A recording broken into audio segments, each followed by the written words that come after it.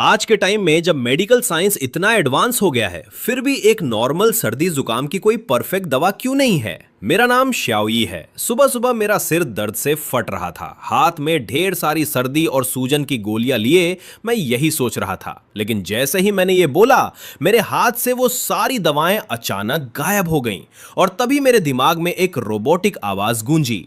मालिक की इच्छा डिटेक्ट हो गई है। डीकंपोजिशन रिकंस्ट्रक्शन सिस्टम एक्टिवेट किया जा रहा है। सिस्टम ने मेरी उन नॉर्मल गोलियों को रिसाइकल किया और उन्हें रिकंस्ट्रक्ट करके मुझे सर्दी की 2 सुपर इफेक्टिव कैप्सूल्स दे दी। मैं तो एकदम ब्लैंक हो गया। क्या मुझे हेलुसिनेशन हो रहा है?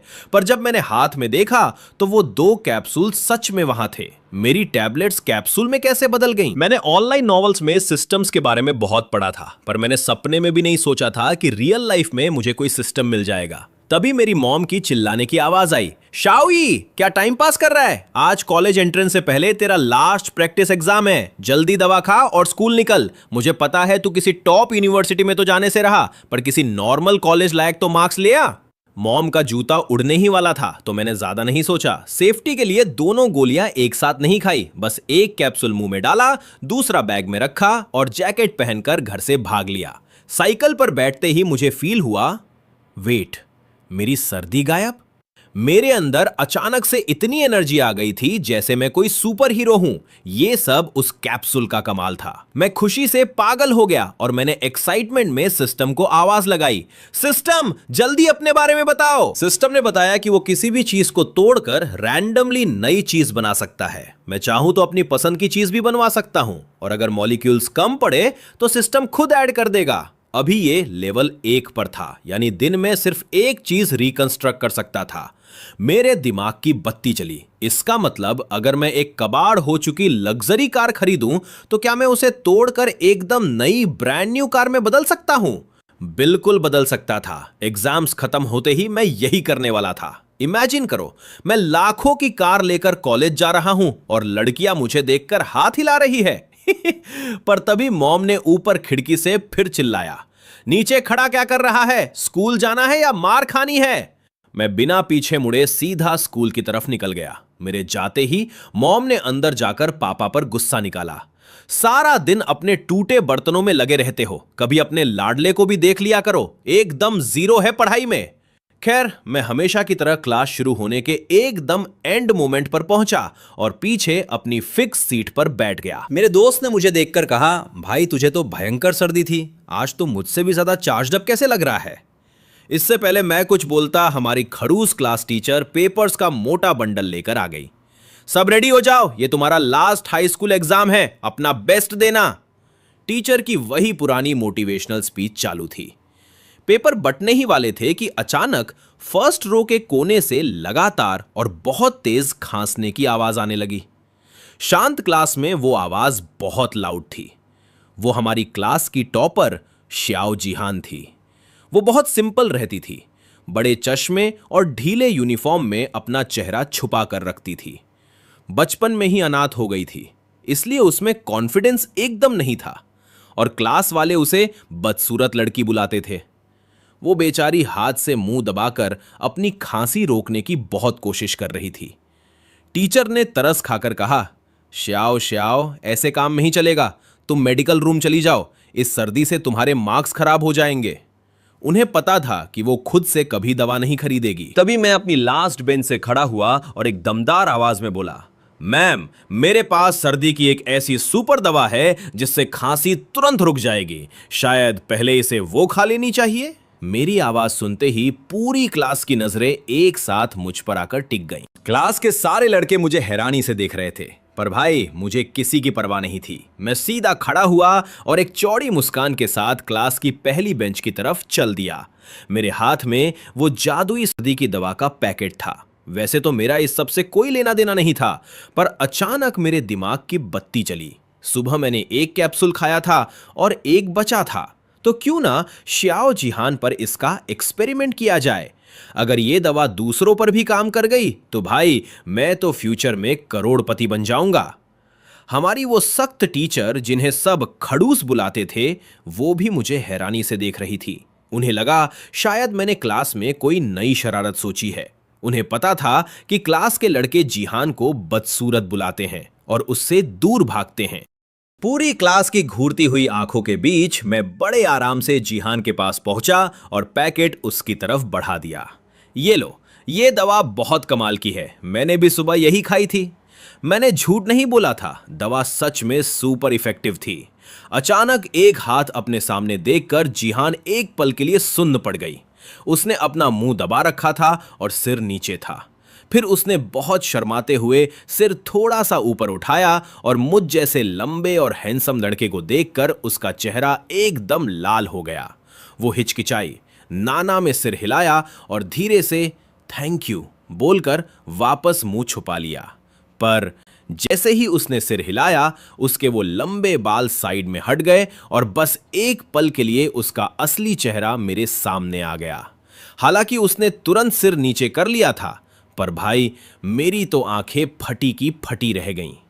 खांसी की वजह से उसने अपना वो पुराना सा चश्मा उतारकर डेस्क पर रखा हुआ था और उसी वजह से मैंने उसका वो असली रूप देख लिया। एकदम दूध जैसी गोरी स्किन, कमल के फूल जैसा प्यारा और नाजुक चेहरा। भाई वो इतनी खूबसूरत थी कि मैं लफ्जों में नहीं बता सकता। भाई साहब, क्या मैं सपना देख रहा हूं? क्या यही वो बदसूरत लड़की है?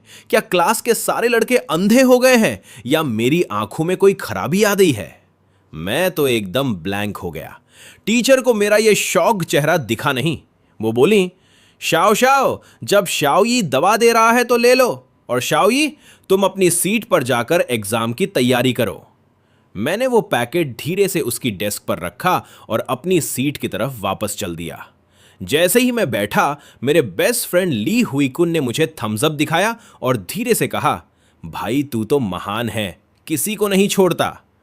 पर मेरा ध्यान उसकी बातों पर था ही नहीं। मेरे दिमाग में बस जीहान का वो चेहरा घूम रहा था। सच बताऊं तो स्कूल की सबसे सुंदर लड़की भी जीहान के सामने कुछ नहीं थी। मुझे पक्का यकीन था कि अगर वो ये ढीला यूनिफॉर्म उतारकर अच्छे कपड़े पहन ले तो वो बड़ी बड़ी हीरोइनों को फेल कर देगी।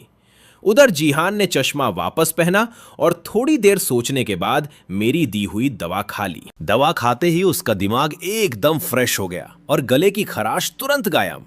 उसे लगा ये कोई बहुत महंगी और रेयर दवा होगी। इधर मेरी हालत खराब थी, अब मुझे उस पर पूरा हक जताना था। पर भाई, एग्जाम शुरू हुए 10 मिनट बीत चुके थे और मैंने अपना नाम तक नहीं लिखा था। मेरे अंदर एक ही ख्याल चल रहा था कि इससे पहले कोई और इस छुपे हुए खजाने को देख ले, मुझे इसे अपना बनाना होगा। पर तभी मुझे टेंशन हुई। कॉलेज एंट्रेंस में सिर्फ 1 हफ्ता बचा था।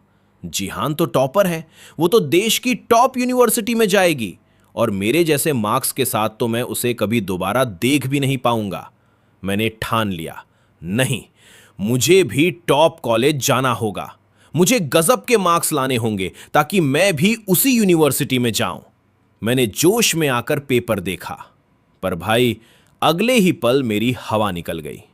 इंग्लिश के उस पेपर का हर एक अक्षर मुझे समझ आ रहा था, पर जोड़कर क्या मतलब बन रहा था ये मेरे पल्ले नहीं पड़ रहा था।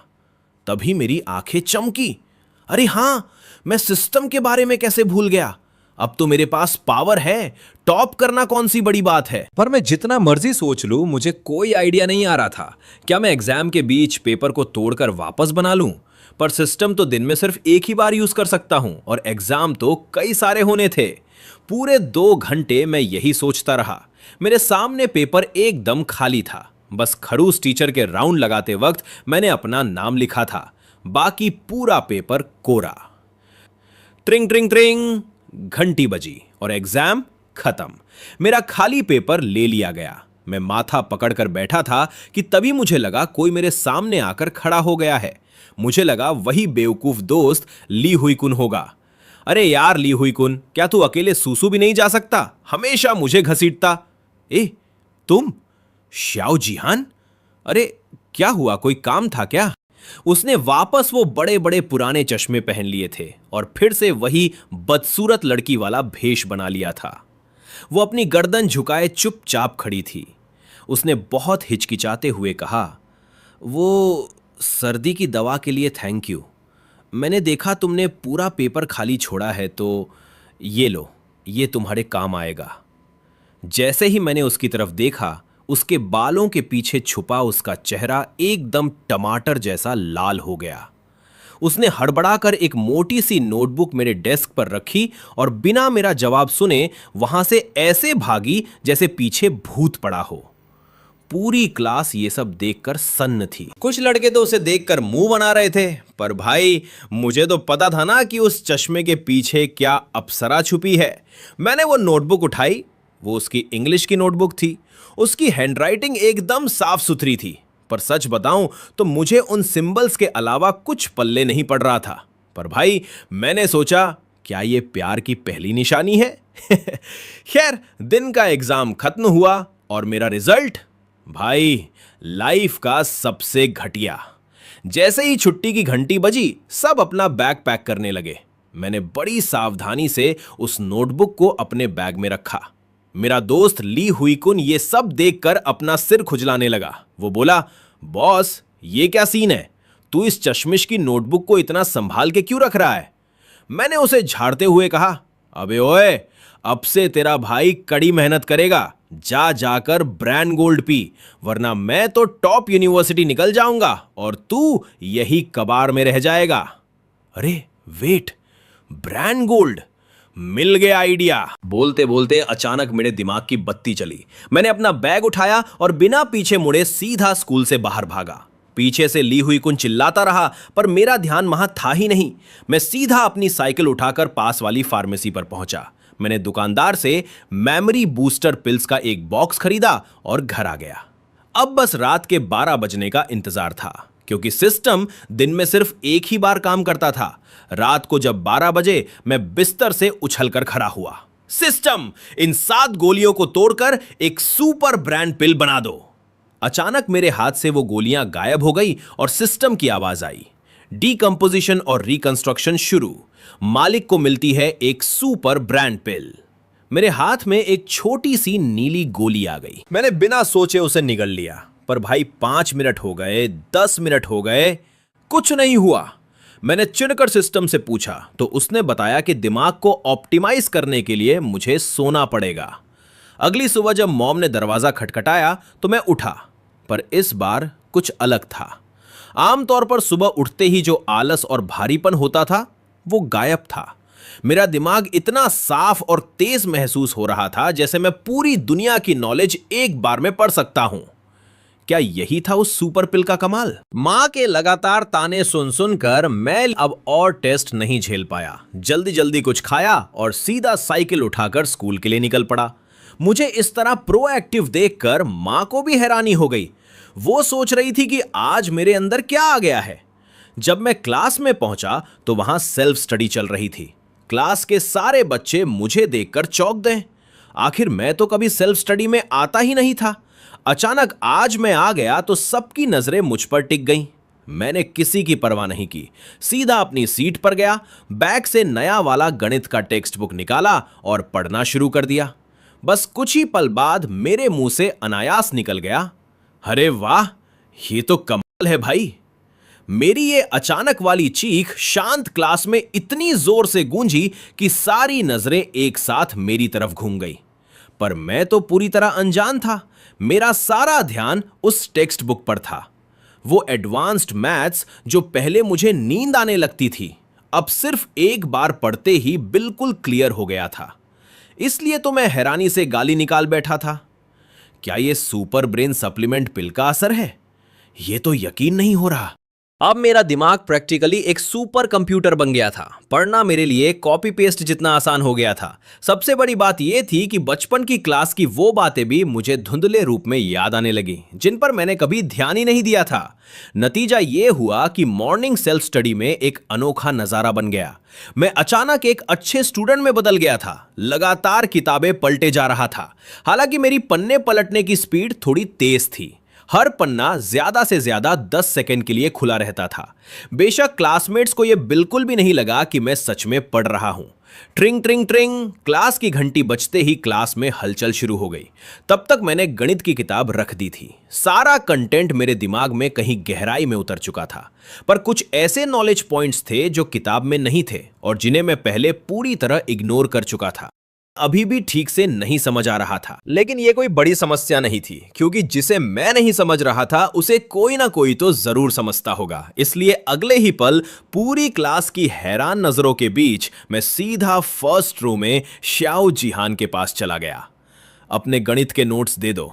स्कूल के बदमाश लिनी को अपनी तरफ आते देख श्याओ जिहान ने अपने आप ही थोड़ा साइड हो जाने की कोशिश की। भले ही कल मैंने उसे सर्दी की दवा दी थी, पर मेरी जबरदस्ती भरी आवाज सुनकर वो सहम गई और बिना कुछ कहे अपना गणित का नोटबुक मेरी तरफ बढ़ा दिया। नोट्स लेने के बाद मैंने उसे एक हल्की सी स्माइल दी, ज्यादा रुका नहीं और वापस अपनी सीट पर आ गया। क्लासमेट्स अभी भी कंफ्यूज नजरों से मुझे देख रहे थे। मैं जानता था कि श्याओ जिहान के साथ लंबा रिश्ता बनाने के लिए अभी जल्दबाजी नहीं करनी है। अभी मुझे सबसे पहले अपने मार्क्स सुधारने हैं, जल्दी से जल्दी।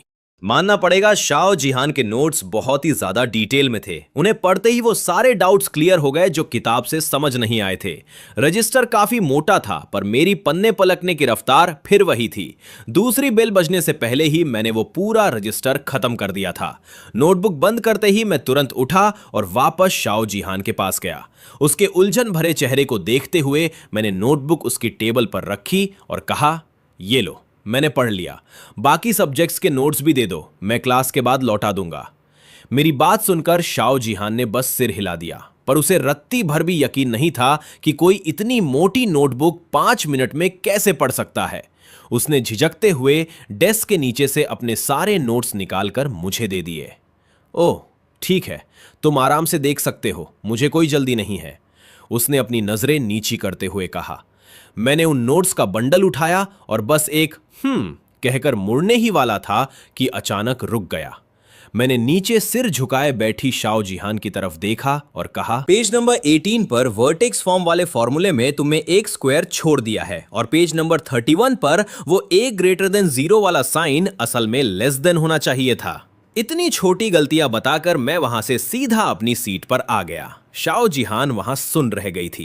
कॉलेज एंट्रेंस एग्जाम में सिर्फ 4 दिन बचे थे और भले ही मेरा दिमाग अब सुपर फास्ट था, पर पिछला इतना सारा सिलेबस कवर करना अभी बाकी था। मुझे एक एक सेकंड का हिसाब रखना था। उधर मेरे जाते ही श्याओ जिहान ने तुरंत अपना रजिस्टर चेक किया। उसकी आंखें फैल गईं। लीन यी ने जो गलतियां बताई थीं, वो सच में वहां मौजूद थीं। वो दंग रह गई कि जो इंसान खुद क्लास में सबसे पीछे रहता है, उसने कुछ ही मिनटों में टॉपर की गलतियां कैसे पकड़ ली। क्या हुआ श्याओ जिहान? लीनी क्या कह रहा था? उसकी पार्टनर वांग लिंगलिंग ने हैरानी से पूछा। कुछ नहीं, वो बस मेरी गलतियां बता रहा था, श्याओ जिहान ने धीमी आवाज में कहा। क्या? वो और तुम्हारी गलतियां निकाले? वांग लिंगलिंग को अपनी कानों पर यकीन नहीं हुआ। ये तो ऐसा था जैसे कोई नौसिखिया उस्ताद को सिखा रहा हो। पर वो जानती थी कि श्याओ जिहान झूठ नहीं बोलती। उसने मुड़कर पीछे वाले कोने में मुझे देखा, जहां मैं सिर झुकाए पूरी एकाग्रता के साथ नोट्स के पन्ने पलट रहा था।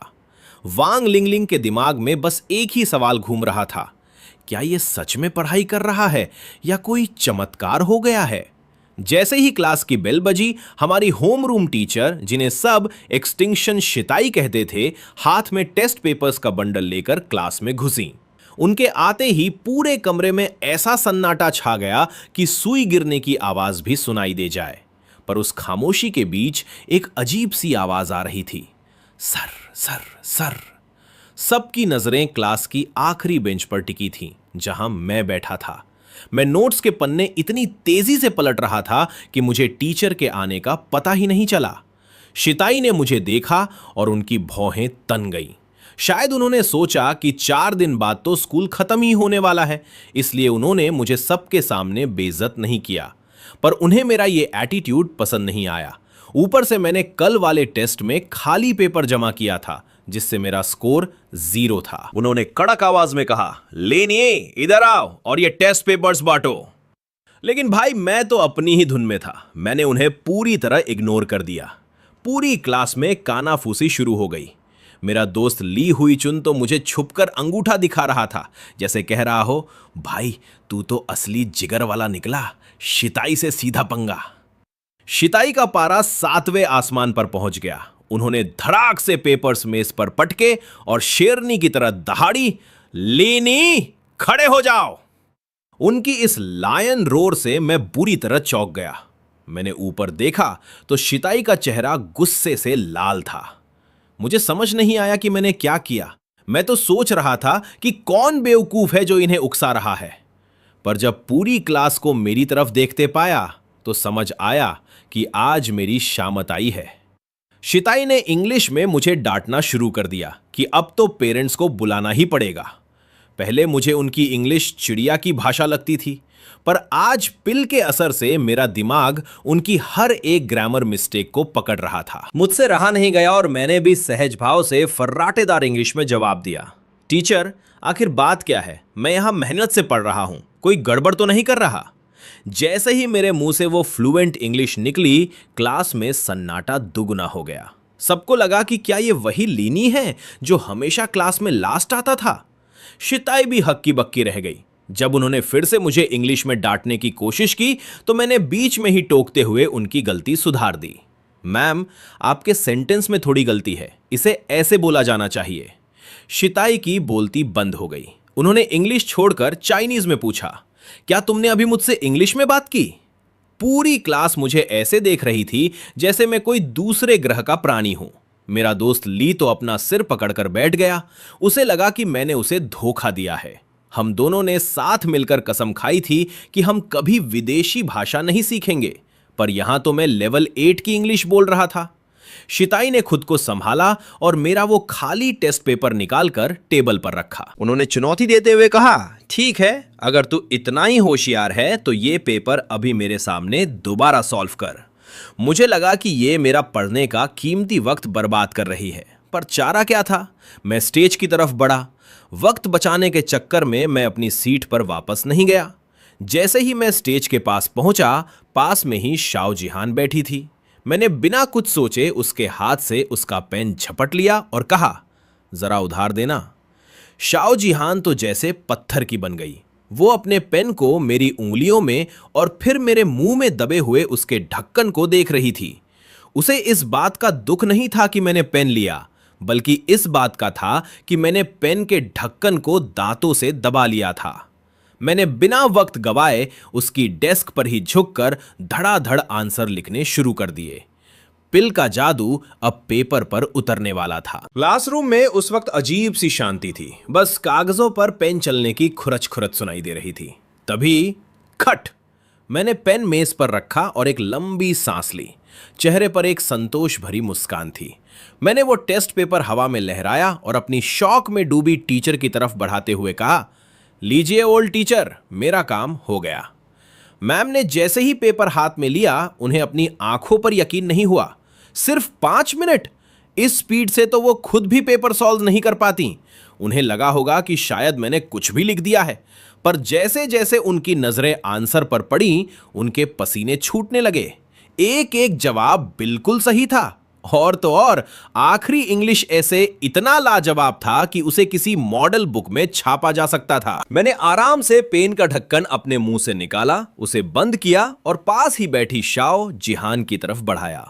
वो बेचारी शर्म से लाल हो चुकी थी। मैंने कहा, शुक्रिया, तुम्हारा पेन काफी लकी है। उसने बहुत ही धीमी और प्यारी आवाज में कहा, नहीं, शुक्रिया की कोई बात नहीं। उसकी आवाज सुनकर मुझे अपने दोस्त ली हुई चुन पर गुस्सा आया। वो इसे बदसूरत बत्तख कहता था। भाई, ऐसी आवाज तो किसी परी की ही हो सकती है। मैम ने मुझे राहत भरी नजरों से देखा और क्लास शुरू की। उन्होंने शाओ जिहान से कहा कि मेरा ऐसे ब्लैक बोर्ड पर लिखे ताकि सब उसे देख सकें। पूरी क्लास में अब भी टीचर पढ़ा रही थी, पर पीछे कोने में मैं फिर से अपनी किताबों के पन्ने सर सर पलटने लगा था। पर इस बार टीचर ने मुझे टोका नहीं, बल्कि उनके चेहरे पर एक अजीब सा गर्व था। बेल बजते ही मैम ने मुझे ऑफिस में बुलाया। ऑफिस पहुंचते ही उन्होंने मुझसे सीधा सवाल किया, लिनी, सच सच बताओ, तुम्हारी इंग्लिश इतनी बेहतर कैसे हो गई? तुम तो मुझसे भी अच्छी इंग्लिश बोल रहे हो। मैंने मुस्कुराकर मजाक में कहा, मैम, ये आपकी मेहनत है और थोड़ा मेरा सुपर दिमाग। मेरी मेमोरी अब इतनी तेज है कि मैं चाहकर भी कुछ नहीं भूल पाता। तभी पास से एक कड़वी आवाज आई, बड़ी बड़ी डींगे हाँकने से जुबान नहीं कटती क्या? अगर तुम्हारी याददाश्त इतनी ही तेज है तो ये पीरियोडिक टेबल 10 मिनट में याद करके दिखाओ। अगर कर लिया तो मेरी क्लास में जो मन आए वो करना। बिना पीछे मुड़े ही मैं समझ गया कि ये हमारा केमिस्ट्री टीचर डोंग जिंगजिंग है। नाम इसका जिंगजिंग था, पर यह है पूरा आदमी। 5.25 फुट का कद, छोटी छोटी चालाक आंखें और हमेशा दूसरों को नीचा दिखाने की आदत। मैंने पलटकर उसे देखा और कहा, ठीक है, शर्त मंजूर है, पर एक बदलाव के साथ। अगर मैंने इसे 5 मिनट में सुना दिया तो आपको पूरी क्लास के सामने कॉन्कर गाना गाना पड़ेगा। डोंग जिंगजिंग को लगा कि मैं हवा में बातें कर रहा हूं। उसने अपनी इज्जत बचाने के लिए 10 मिनट के टाइम को कम करके 5 मिनट कर दिया और शर्त मान ली। उसने अपना फोन निकाला और टाइमर चालू किया। चलो, 4 मिनट 51 सेकंड बचे हैं, शुरू हो जाओ। मैंने उसकी तरफ एक हिकारत भरी नजर डाली और बस 1 सेकंड के लिए उस चार्ट को देखा। मेरा दिमाग उस वक्त एक हाई स्पीड स्कैनर की तरह काम कर रहा था।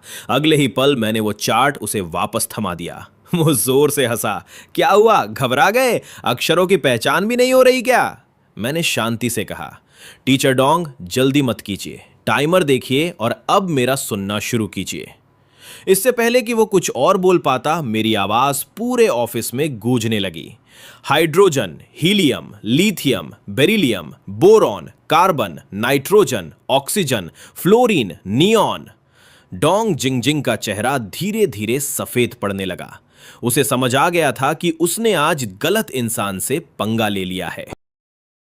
1, 5, 10 गिनती बढ़ती जा रही थी। शुरुआत में तो किसी को कुछ समझ नहीं आया, पर जैसे जैसे एक एक तत्व मेरी जुबान से गोलियों की तरह निकल रहा था, डोंग जिंगजिंग के चेहरे की हवाइयां उड़ने लगीं। 2 मिनट के अंदर मैंने पूरे 118 तत्व बिना एक भी गलती के सुना दिए।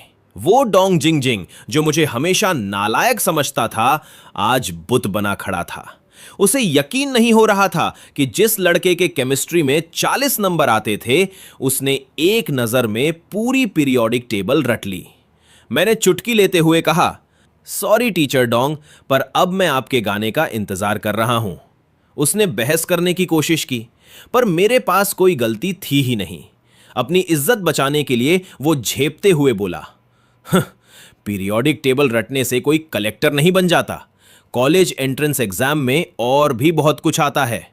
और अपना सा मुंह लेकर ऑफिस से बाहर भागने लगा। मैंने पीछे से आवाज लगाई, टीचर डोंग, क्या आपको गाने के बोल लिखकर दे दूं? वो ऑफिस की दहलीज पर लड़खड़ा गया। उसे भागते देख मेरे चेहरे पर एक टेढ़ी मुस्कान आ गई। आखिर ये वही आदमी था जो बात बात पर मेरे घर फोन मिलाता था। पर असली खलनायक तो अभी ऑफिस में ही थी, हमारी होम रूम टीचर एक्सटिंक्शन शिताई। उन्होंने मुझे शक भरी नजरों से देखा और कहा, सच बता रस्कल, तूने इसे पहले से रट रखा था ना? जब मैंने मना किया तो उन्होंने मेरा लाइव टेस्ट लिया। उन्होंने कोई भी रैंडम किताब उठाई और मुझे एक पेज पढ़ने को दिया। 5 मिनट बाद उनकी आंखें फटी की फटी रह गईं। ये सच था। मैं जो भी एक बार देख लेता था वो मेरे दिमाग में छप जाता था। मैम को मुझ पर गुस्सा भी आ रहा था और प्यार भी। वो सोचने लगी, इस गधे के पास इतना दिमाग था तो इसने पहले पढ़ाई क्यों नहीं की? अब सिर्फ 4 दिन बचे हैं। उन्होंने तुरंत अपनी डेस्क से किताबों और नोट्स का एक पहाड़ खड़ा कर दिया और बोली, ये सब घर ले जाओ और घोट कर पी जाओ। अगर समझ ना आए तो मुझे फोन करो। इन 4 दिनों में तुम्हें सोना नहीं है, बस पढ़ना है, वरना मैं तुम्हें फेल करके अगले साल फिर यहीं बैठा दूंगी। बेल बजी और मैं किताबों का ढेर लेकर क्लास में पहुंचा। डोंग जिंगजिंग वहां पहले से मौजूद थे। उन्होंने मुझे इग्नोर करने की कोशिश की, पर मैं कहां मानने वाला था। मैंने मुस्कुराकर कहा, टीचर डोंग, मर्द की जुबान की कीमत होती है। डोंग जिंगजिंग ने मन ही मन मुझे 100 गालियां दी होंगी, पर पूरी क्लास के सामने मुस्कुराकर बोले, बच्चों, 4 दिन बाद आपका एग्जाम है। मैं चाहता हूं कि आप इस एग्जाम को कॉन्कर कर लें, इसलिए आज मैं आपके लिए एक गाना गाऊंगा। I was conquered by you like this. पूरी क्लास झूम रही थी, पर मैं जानता था कि यह उनकी मजबूरी थी। खैर, मैंने ज्यादा जोर नहीं दिया। मेरे पास पढ़ने के लिए बहुत कुछ था। उधर ऑफिस में मैम ने मेरी मम्मी को फोन लगा दिया। मेरी माँ, जो काम में बिजी थी, टीचर की तारीफें सुनकर सन्न रह गई। उन्हें लगा वो कोई सपना देख रही हैं। उन्होंने तुरंत पापा को फोन किया। अजी सुनते हो, टीचर का फोन आया था। हमारा बेटा कोई कांड नहीं कर रहा, बल्कि वो तो उसकी तारीफों के पुल बांध रही थी। दिन बीत गया। मैंने एक ही दिन में हाई स्कूल का आधा सिलेबस खत्म कर लिया था। जब मैं घर पहुंचा तो मम्मी पापा अभी काम से नहीं लौटे थे। मैंने सोचा चलो आज उनके लिए खाना मैं ही बनाता हूं। जैसे ही मैंने किताबें कॉफी टेबल पर रखी, मेरी नजर वहां रखे एक छोटे से बक्से पर पड़ी। उसमें मिट्टी और चीनी मिट्टी के टूटे फूटे टुकड़े भरे थे। ये मेरे पापा का शौक था। उन्हें पुरानी चीजें और प्राचीन अवशेष इकट्ठा करना पसंद था, पर पैसे की कमी की वजह से वो असली कीमती चीजें नहीं खरीद सकते थे। इसलिए वो बाजार से 2-4 रुपए में ये टूटे हुए टुकड़े ले आते थे। पहले मुझे इन चीजों में कोई दिलचस्पी नहीं थी, पर आज जैसे ही मैंने उन टुकड़ों को देखा, मेरी आंखें चमक उठीं। मेरे पास डिसेंबली और रिकंस्ट्रक्शन सिस्टम था। इसका मतलब था कि मैं इन टूटे हुए टुकड़ों को जोड़कर फिर से असली और कीमती बना सकता था। मैंने मन ही मन सोचा, अरे भाई, ये तो सीधा सीधा पैसा छापने की मशीन है।